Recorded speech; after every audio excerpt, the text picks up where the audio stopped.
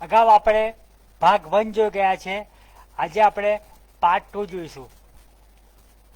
આગળ વધતા પહેલા એકવાર આપણે રિવિઝન કરી લઈશું.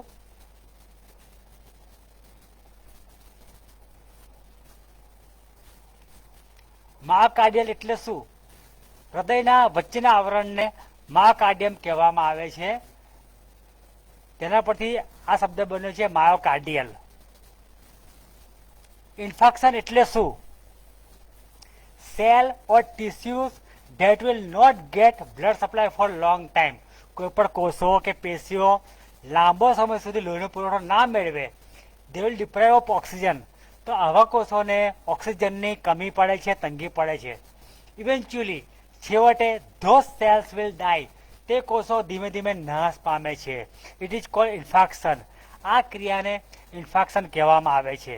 અહીં માયોકાર્ડિયમના કોષો નાશ પામે છે, તેથી માયોકાર્ડિયલ ઇન્ફેક્શન તરીકે ઓળખવામાં આવે છે. Infection is A process. Infection એક પ્રક્રિયા છે ઇન વિચ જે દરમિયાન માયોકાર્ડિયલ ટિશ્યુઝ આર પરમનન્ટલી ડિસ્ટ્રોય. હૃદયના માયોકાર્ડિયમના આવરણના કોષો હંમેશના માટે પરમેનન્ટલી નાશ પામે છે. ઇરિવર્સિબલ. તે ફરી પાછા કામ કરતા થતા નથી. આ ક્રિયાને માયોકાર્ડિયલ ઇન્ફેક્શન તરીકે ઓળખવામાં આવે છે અથવા હાર્ટ એટેક કહેવામાં આવે છે. કોઝિસ કારણો. એથેરોસ્ક્લેરોસિસ એટલે ધમનીની અંદર પ્લેક જમા થઈ જવો. થ્રોમ્બસ એટલે આ પ્લેક ધમનીમાંથી તૂટી જાય છે અને તે જગ્યાએ પ્લેટલેટ ભેગા થઈને ક્લોટ કરે, તેને થ્રોમ્બસ તરીકે ઓળખવામાં આવે છે. એમ્બોલસ એટલે કોઈ પણ પ્લેક અવરોધ હૃદયની ધમનીઓમાં ફરતો હોય અને ફરતા ફરતા કોઈક જગ્યાએ આવીને અવરોધ કરે ત્યારે તે ક્લોટને એમ્બોલસ તરીકે ઓળખવામાં આવે છે. વાઝોસ્પાઝમ એટલે રક્તવાહિની સાંકડી થઈ જવાના કારણે હૃદયને શુદ્ધ લોહી મળતું નથી માટે.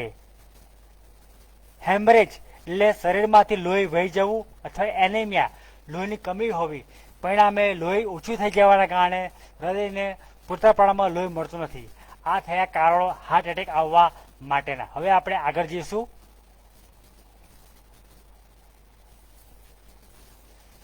કોમ્પ્લિકેશન્સ. જો સમયસર સારવાર ન મળે તો શું કોમ્પ્લિકેશન ઉદ્ભવી શકે છે?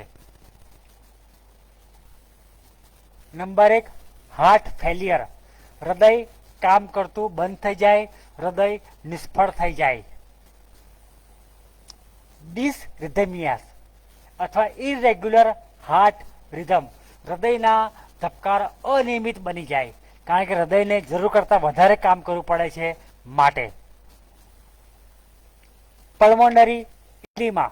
પલ્મોનરી ફેફસા. ઇડીમા એટલે સૂજી થવો, કારણ કે lungs will not get blood. હૃદય કામ કરતું નથી, પરિણામે ફેફસાને પણ પૂરતું લોહી મળતું નથી, તેથી ફેફસામાં સોજો આવે છે, પલ્મોનરી ઇડીમા. કાર્ડિયોજેનિક શોક. હૃદયને પૂરતા પ્રમાણમાં લોહી મળતું નથી, પરિણામે heart is not able to pump. હૃદય ધબકી શકતું નથી.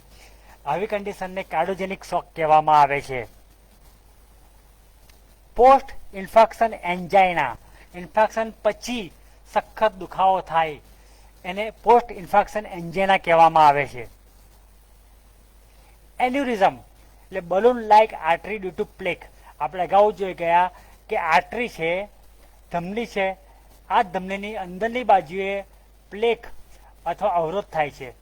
આ અવરોધ થવાના કારણે આ ધમની એ સાંકડી થઈ જાય છે, આમાંથી સરળતાથી લોહી જઈ શકતું નથી. તે તેની પાછળની બાજુએ લોહીનો પુરવઠો ભરાય છે. આ પાછળની બાજુએ ફુગ્ગા જેવું થાય છે, બલૂન જેવું થાય છે, તેને એન્યુરિઝમ તરીકે ઓળખવામાં આવે છે. Defect in heart valve. હૃદયના જે વાલ છે, બંને બાજુના વાલ, એ વાલને પણ ધબકવાના કારણે તકલીફ પડે છે, તેથી તેની અંદર ખામી ઉત્પન્ન થાય છે.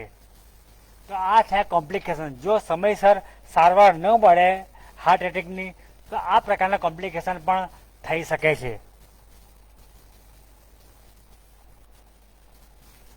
ડાયગ્નોસિસ. હાર્ટ એટેકનું નિદાન કઈ રીતે કરી શકાય? પ્રથમ બાબત છે મેડિકલ હિસ્ટ્રી. એ દર્દીની મેડિકલ હિસ્ટ્રી મેળવવામાં આવે છે, તેની માહિતી મેળવવામાં આવે છે કે તેમાં કોઈ તકલીફ હતી, કોઈ દવા ચાલતી હતી, બ્લડ પ્રેશર દવા ચાલતી હતી વગેરે માહિતી મેળવવામાં આવે છે. ફિઝિકલ એક્ઝામિનેશન, તેની શારીરિક તપાસ કરવામાં આવે છે, બ્લડ પ્રેશર વગેરે માપવામાં આવે છે. ઇસીજી ઇલેક્ટ્રોકાર્ડિયોગ્રામ લેવામાં આવે છે, તેમાં હૃદયમાં ફેરફાર થયેલા નોંધાય છે. વેરિયેબલ બ્લડ પ્રેશર, દર્દીનું બ્લડ પ્રેશર વિવિધ પરિસ્થિતિમાં અલગ અલગ જોવા મળે છે. ડિક્રીઝ ડિમિનિશ કાર્ડિયાક આઉટપુટ, કારણ કે હૃદયમાંથી નીકળતો લોહી એ ઘટી જાય છે, તે શરીરના કોષો લોહી મળતું નથી, તે બ્લડ પ્રેશર પર વધઘટ જોવા મળે છે. ઇકોકાર્ડિયોગ્રામ એટલે હૃદયની સોનોગ્રાફી કરવામાં આવે છે અને કયા કારણથી બ્લડ પ્રેશર અથવા કયા કારણથી હૃદય પુરવઠો મળતો નથી જોવામાં આવે છે. બ્લડ ટેસ્ટ, વિવિધ બ્લડ ટેસ્ટ કરવામાં આવે છે, સીબીસી અને સીપીકે એમબી. આ બ્લડ ટેસ્ટને ખબર પડવામાં આવે છે કે કયા ઘટકો ઘટી ગયા છે અથવા હાર્ટ એટેકની શક્યતા છે કે કેમ. સીપીકે એમબી એટલે આ પદાર્થની હાજરી વધી જાય તો એટેકમાં જ ખાસ આ પદાર્થની હાજરી વધેલી જોવા મળે છે. એન્જિયોગ્રાફી એટલે ખાસ કરીને કોરોનરી આર્ટરી એની તપાસ કરવામાં આવે છે. સીટી સ્કેન કરવામાં આવે છે અથવા હૃદયનું એમઆરઆઈ પણ કરવામાં આવે છે. તે જોયું મુજબ આ પ્રકારના નિદાન માટે આ પ્રકારના ટેસ્ટ કરવામાં આવે છે.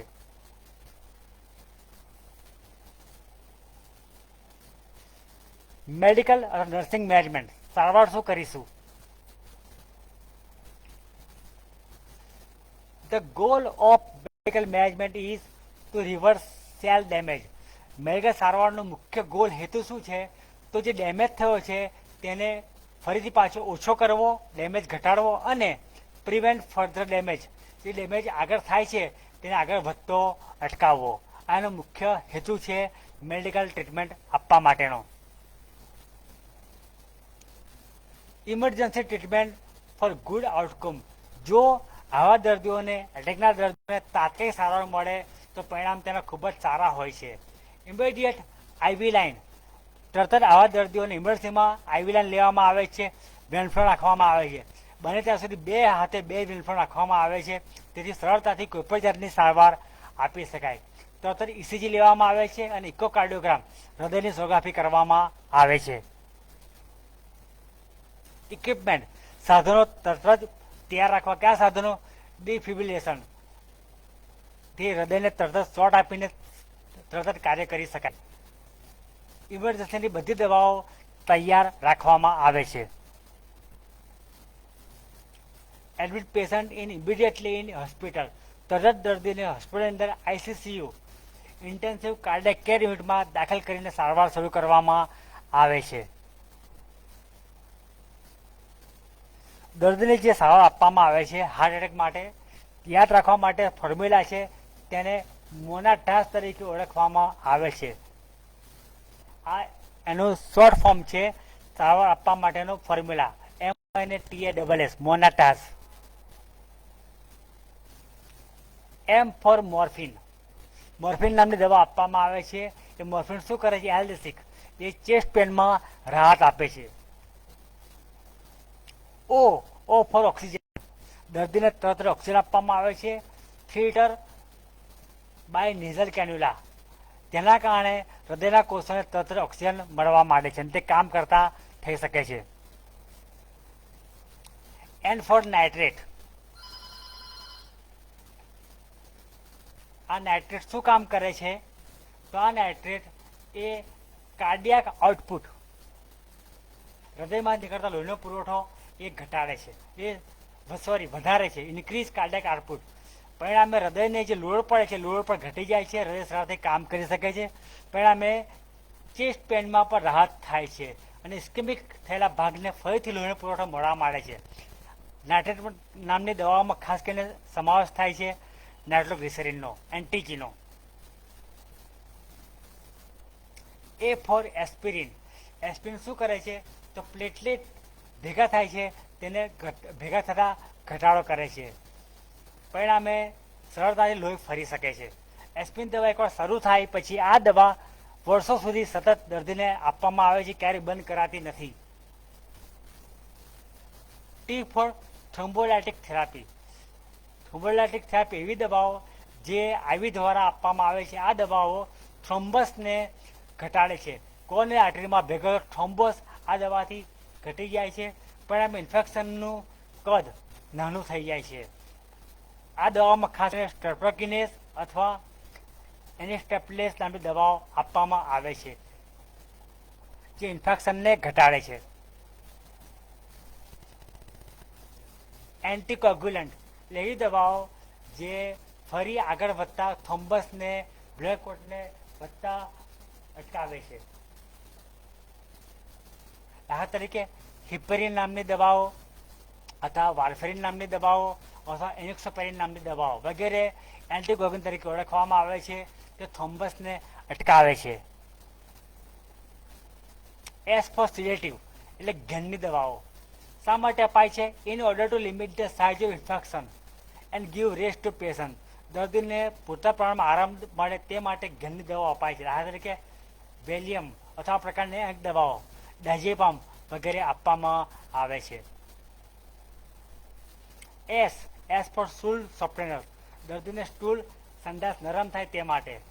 ટુ પ્રિવેન્ટ સ્ટેનિંગ, કારણ કે દર્દીને સ્ટૂલ નરમ ન થાય તો ડિફિકેશન વખતે સંડાસ કરતી વખતે તેને હૃદયને લોડ પડે છે, તેથી આ દવા દ્વારા સરળતાથી સંડાસ થઈ શકે છે. દાખલા તરીકે ક્રિમાફિન સિરપ. જો સ્ટૂલ કરવામાં તકલીફ થાય, કોન્સ્ટિપેશન થાય તો વેગલ નર્વને સ્ટિમ્યુલેટ થાય છે, પરિણામે હૃદય ધબકારા ધીમા પડી શકે છે, તેથી આ પ્રકારની દવાઓ આપવામાં આવે છે. Nursing care. નર્સિંગ કેરમાં શું આપવામાં આવે છે? Provide complete bed rest. દર્દીને પથારીમાં સંપૂર્ણ આરામ પૂરો પાડવો, ખાસ કરીને કાર્ડિયાક બેડ આપવામાં આવે છે. Rest promote comfort and healing. દર્દીને આરામ મળે તેથી તેને આરામ મળવાના કારણે હિલિંગ રૂટ ઝડપથી આવે છે. Monitor vital signs continuously. Multipath દ્વારા સતત તેના ટીપીઆર બીપી જોતા રહેવામાં આવે છે. Keep emergency drug ready. ઇન્ટ્યુબેશનના સાધનો પર સતત તૈયાર રાખવામાં આવે છે, તો કંઈ પણ દર્દીની કન્ડિશન બગડે તો તાત્કાલિક તેને ઇમરજન્સીમાં સારવાર આપી શકાય છે. Smoking addiction cessation. જો દર્દી સ્મોકિંગ કરતો હોય, વ્યસન કરતો હોય તો તરત જ તેની પર પ્રતિબંધ મૂકવામાં આવે છે. Limit activities. દર્દી બને એટલી ઓછી પ્રવૃત્તિ કરે તેમ ધ્યાન અપાય છે. બોલે નહીં, ચાલે નહીં, ઊભો ન થાય, બધું જ પથારીમાં જ કરે, સંડાસ વધારે. Stress reduction. દર્દીના સ્ટ્રેસ, ચિંતા, તણાવમાં ઘટાડો કરવામાં આવે છે. Lifestyle changes. દર્દી લાઇફસ્ટાઇલ ચેન્જ કરવામાં, દાખલા તરીકે નિયમિત કસરત કરવી, ડાયટમાં ચેન્જ કરવામાં આવે, મીઠા વગરનો ખોરાક આપવામાં આવે, ફેટ વગરનો ખોરાક આપવામાં આવે વગેરે. લો ફેટ લો કોલેસ્ટ્રોલ ડાયટ. ખોરાકમાં ફેટ ચરબીનું પ્રમાણ ઘટાડવામાં આવે છે. રિવિઝન એકવાર કરીશું. Remember medical management. હૃદય રોગના દર્દીઓને, એટેકના દર્દીને કઈ સારવાર અપાય છે? તો શોર્ટ ફોર્મ છે તેનું મોનાટાસ. મોનાટાસ એટલે શું? એમ ફોર મોર્ફિન, જે દુખાડો ઘટાડે છે. ઓ ફોર ઓક્સિજન થેરાપી, દર્દીને 3 લીટર ઓક્સિજન આપવામાં આવે છે. એન ફોર નાઇટ્રેટ, નાઇટ્રોગ્લિસરીન નામની દવા આપવામાં આવે છે. એ ફોર એસ્પિરિન, જે પ્લેટલેટ અથવા ક્લોટને ઘટાડે છે, હૃદયને તરત જ લોહી પુરવઠો પૂરો પાડે છે. ટી ફોર થ્રોમ્બોલાઇટિક થેરાપી, દાખલા કે સ્ટેન્ટોકેસની દવા આપવામાં આવે છે. એ ફોર એન્ટીકોગ્યુલન્ટ દવાઓ હિપેરિન, એનોક્સોપેરિન વગેરે આપવામાં આવે છે, જે લોહી સરળતાથી ફરી શકે છે. સી ફોર સિડેટિવ એટલે ઘણી દવા આપવામાં આવે છે, પરિણામે દર્દીને પૂરતો આરામ મળે છે, તેથી તરત જ રૂઝ આવે છે, દાખલા કે વેલિયમ, ડાયઝેપામ વગેરે.